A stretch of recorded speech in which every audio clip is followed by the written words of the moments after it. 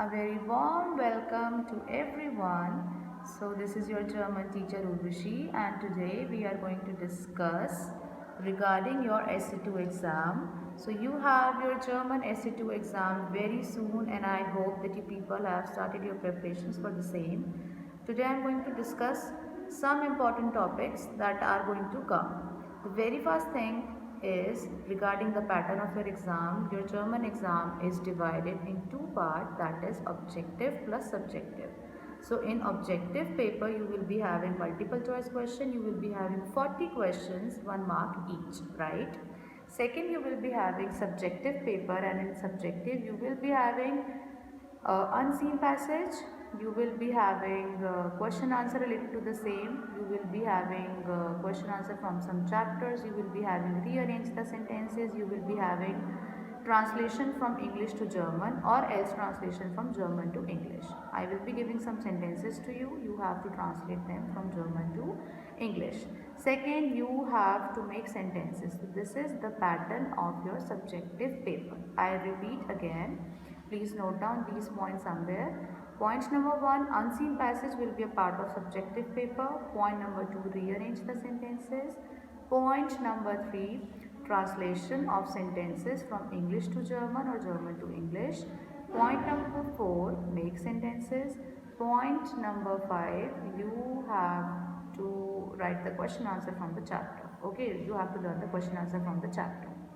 So these things are going to come from all the syllabus which is being given to you. Now the next point is you have to put your more and more focus on chapter number 9 and chapter number 10. I mentioned chapter number 10 specially because in chapter number 10 you people have a lot of questions based on Germany and based on India. So you people need to put your focus on that because like multiple type of questions can come from chapter number 10 specially.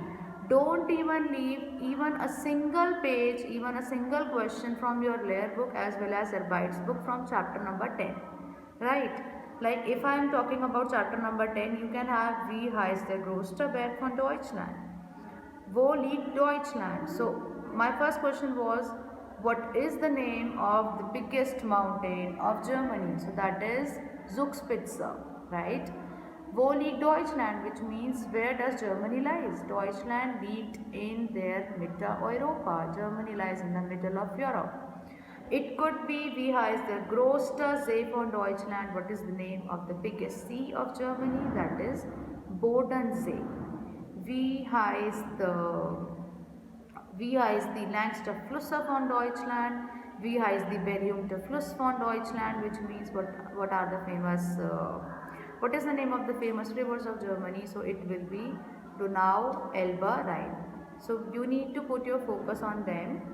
And what you people have to do from chapter number 9, put your more focus on relative Sätze, because from relative Sätze most of the questions are going to come, as you know very well that there is a deduction in chapter number 9.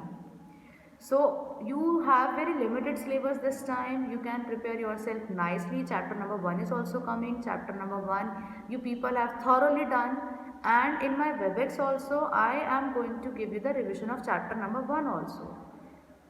Plus do one more thing, don't forget the advice book of chapter number 9, because question number 1 and question number 2 I told you to cut, so you people are left with only 2 questions from chapter number 9.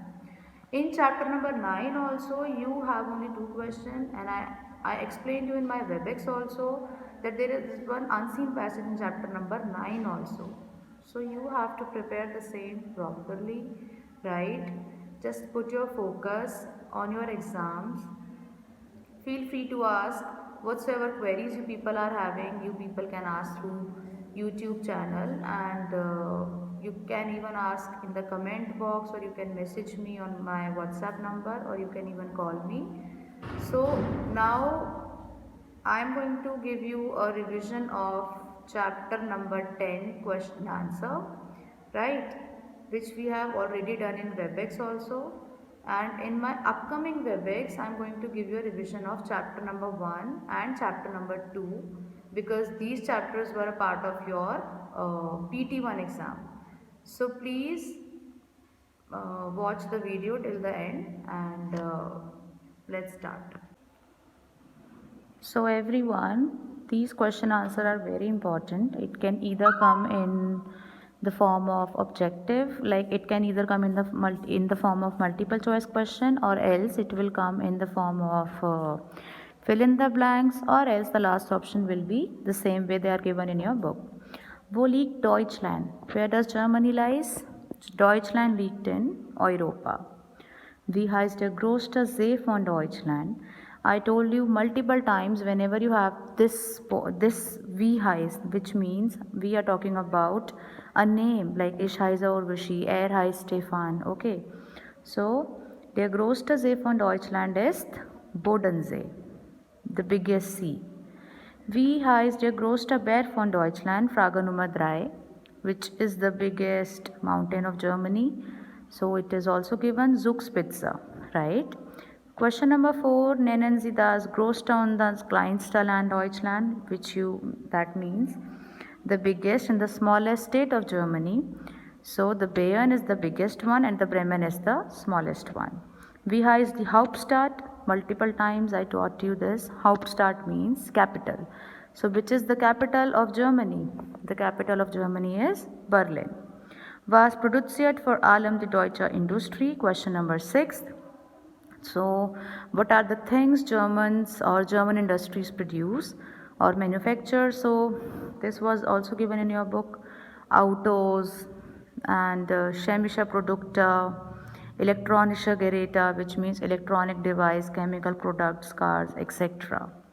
Question number 7. Was ist das Hauptgericht Deutschlands? Which is the most, you can say, main meal or the main food of Germany. So it is Kartoffeln, Fischgerichte and Teigwaren.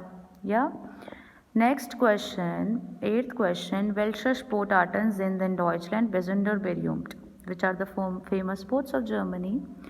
Could be Fußball, could be Tennis spielen, could be Autorennen, Schwimmen, Surfen, Segeln.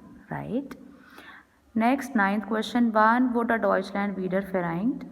Okay, so as I told you, you have to underline this word wieder vereint, which means reunited. Okay, so in 1990 there was a division in Germany, and in 1990 Germany got reunited. And the last question we have, wie heißt die nationale Währung von Deutschland, the national currency of Germany? It is Euro. So revise this chapter thoroughly, including your Arbeitsbook.